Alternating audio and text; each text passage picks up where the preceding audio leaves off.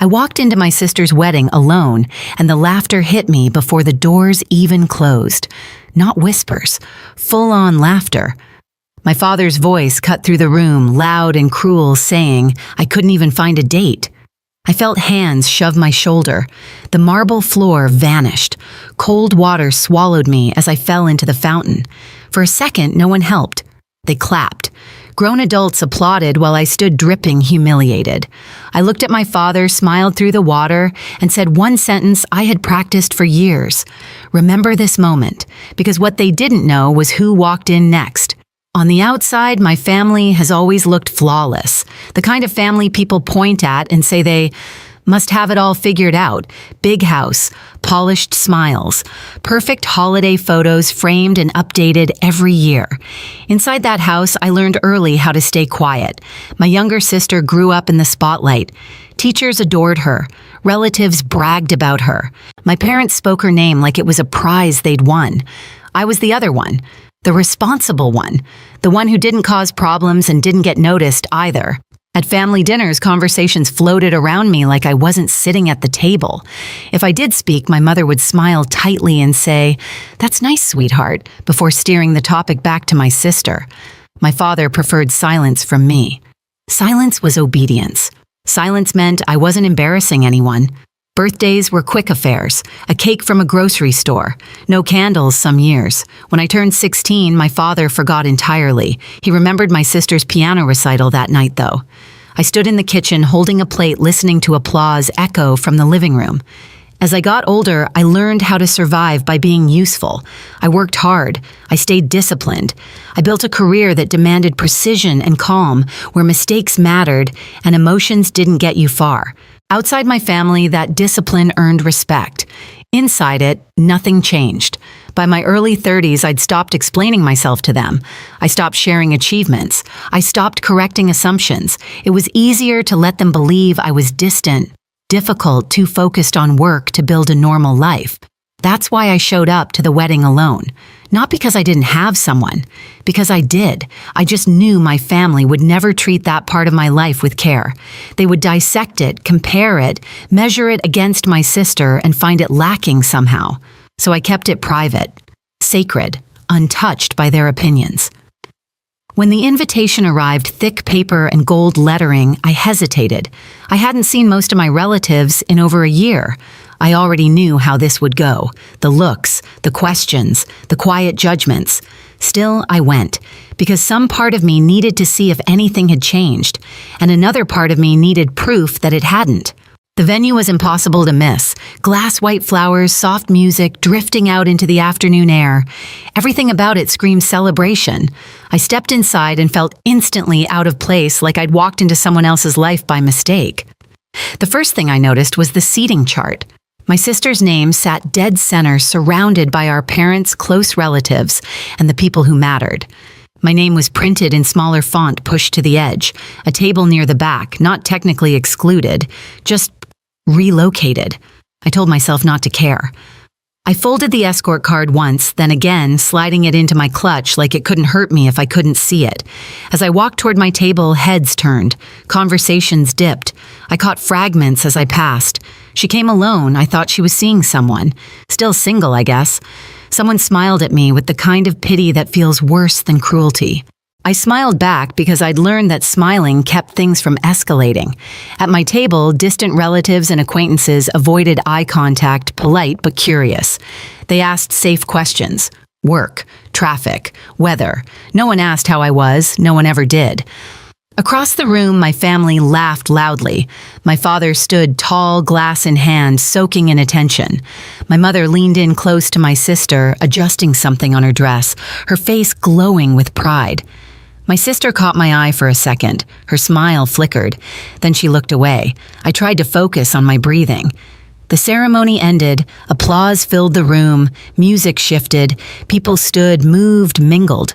I stayed where I was, nursing a glass of water, watching dynamics I'd memorized years ago play out exactly the same. That's when my father started drinking faster. I noticed it because I always notice things like that. The slight change in his posture, the way his laughter grew sharper.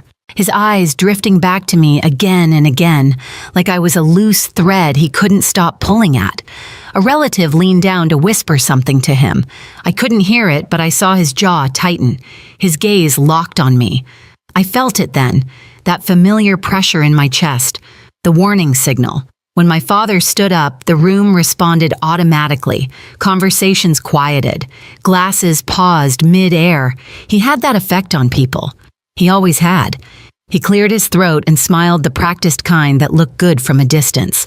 Families are about showing up for each other, he said loudly, about pride, about not letting personal shortcomings distract from the bigger picture. Some people chuckled unsure. I stayed still. His eyes found me. And sometimes he continued, voice hardening. You have to call things out when someone refuses to grow up. A few heads turned toward me now. I felt heat crawl up my neck. I knew in that moment that this wasn't a misunderstanding. This wasn't a slip. This was deliberate. And as he took a step in my direction, I understood something else too. He wasn't done. My father didn't lower his voice when he reached me. He didn't need to.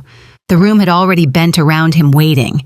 He looked down at me like I was a disappointment he'd finally decided to address out loud. Still showing up alone, he said loud enough for the nearest tables to hear. At your sister's wedding of all days. A few uncomfortable laughs rippled through the crowd. Someone coughed. No one intervened. I felt my mother's eyes on me from across the room. She didn't move. My sister stared at the floor, lips pressed together like this was none of her business. I stood up slowly, not to argue, not to defend myself, just to stand. I'm here to celebrate, I said evenly. This isn't the time. That should have been the end of it. It never was with him. He leaned closer, breath sharp with alcohol and anger. The time he scoffed. You've wasted enough time. No partner, no family of your own, just excuses and that job you hide behind. More laughter, louder this time, nervous but eager. I opened my mouth to speak, then closed it. I knew better. Any word from me would only feed him. That's when his hand hit my shoulder. It wasn't dramatic, just firm enough, just sudden enough. The world tipped. For a split second, I saw the ceiling lights blur. Then the air rushed out of my lungs as cold water swallowed me whole. My back hit stone. My dress ballooned, then clung heavy and useless against my skin. The shock stole my breath. When I surfaced, water streamed down my face hair, plastered to my cheeks. I heard gasps first, then clapping. Not everyone, but enough. Enough to make it clear I was alone. I gripped the edge of the fountain and pulled myself upright. My hands were shaking, but something inside me went eerily still. The noise faded. The sting faded. Even the humiliation dulled, like someone had turned the volume down on pain. My father stood there, chest rising and falling, jaw set. For the first time, I didn't see authority. I saw a loss of control. I looked at him through dripping lashes and smiled. Not big, not angry, just calm. Remember this moment, I said quietly. He blinked, confused by my tone. A few people shifted uncomfortably. The clapping died. I stepped out of the fountain water, pooling at my feet, and walked away. No rush. No tears, just wet fabric and steady steps across an expensive floor. Inside, something old had finally collapsed, and something else had taken its place. I changed in the restroom down the hall. Someone had handed me a towel without meeting my eyes. Another person whispered that they were sorry, then disappeared. The mirror showed me a version of myself I barely recognized. Wet hair slicked back, makeup streaked thin, my hands steady. I dried my face, tied my hair, and stood there until the noise in my head settled. When I checked my phone, there was a single message waiting. On the way, no punctuation, no reassurance, just fact. I walked back into the reception with a calm that surprised even me. Conversation stumbled when people noticed I wasn't hiding. I took my place near the entrance, not the family table, not the back. Somewhere neutral, somewhere visible. Time moved differently then. 5 minutes felt long, 10 felt endless. My father avoided looking at me. My mother pretended nothing had happened, laughing too loudly with people who didn't know where to put their eyes. My sister kept smoothing the front of her dress like it might wrinkle if she stopped touching it. Then the air changed. It wasn't dramatic at first, just a subtle shift, a pause in conversation, a few heads turning toward the doors. A pair of men stepped inside, scanning the room without making a scene. They didn't rush. They didn't announce themselves. They simply looked like they belonged anywhere they stood. The music softened. Someone near the bar went quiet mid-sentence. My father frowned and straightened instinctively, reaching for control. He took a step forward. "This is a private event," he said, voice sharp. "You can't just walk in here." One of the men didn't even look at him. He spoke quietly into his sleeve, then stepped aside. And then he walked in. I felt it before I saw him, that steady presence, that unmistakable sense of certainty. He wasn't dressed to impress. Dark suit, clean lines, nothing flashy. But people moved out of his way without being asked, not because he demanded it, because something about him made space. His eyes found me instantly. Relief hit my chest so hard it almost hurt. He crossed the room like it belonged to him, stopping only when he reached me. His hand found mine, warm and grounding. "Are you okay?" he asked softly. I nodded. "I am now." He kissed my forehead, quick and familiar, then turned to face the room with me still beside him. Not in front of me, with me. My mother stared at us like she'd missed a step in a dance. My sister's smile slipped. My father's confusion sharpened into suspicion. And who my father said slowly, "Exactly, are you?" The man beside me didn't raise his voice. He didn't need to. "I'm her husband," he said. "We've been married for a few years." Silence fell hard. Someone laughed too loud, too fast. "That's not funny." My husband didn't react. He simply waited. My mother found her voice first. "Haley," she said, smiling too tightly. "Why are you doing this today?" I looked at her then, really looked. Doing what? "Creating a scene," she said. "On your sister's wedding day," my husband's hand tightened slightly around mine. He spoke before I did. "The scene already happened," he said calmly. "I just arrived after it." A man near the back pulled out his phone, scrolling furiously. His eyes widened. He whispered something to the woman beside him. She covered her mouth. My sister took a step forward. "This is ridiculous," she said. "She doesn't have a husband. She would have told us." "Would I?" I asked quietly. She froze. My father's face flushed. "You expect us to believe you married someone like him and never mentioned it?" My husband nodded once. "Yes." Why my mother asked the word slipping out before she could stop it, I answered. "Because you don't listen. You compare.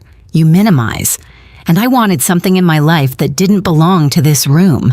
The murmurs grew louder now, pieces connecting.